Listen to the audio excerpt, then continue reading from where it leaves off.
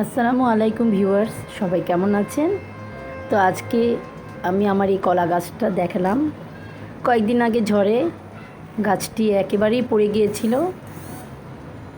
তারপরে ভেবেছিলাম এটা কেটে ফেলবো।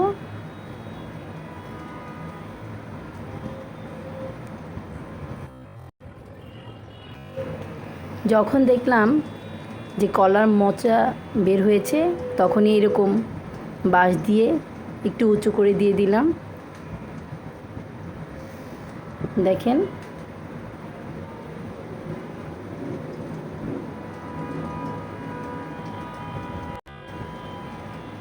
সরকারি বাসার সামনেই কিছু জায়গা ছিল, ওইখানেই কয়েকটি কলা গাছ লাগিয়েছি।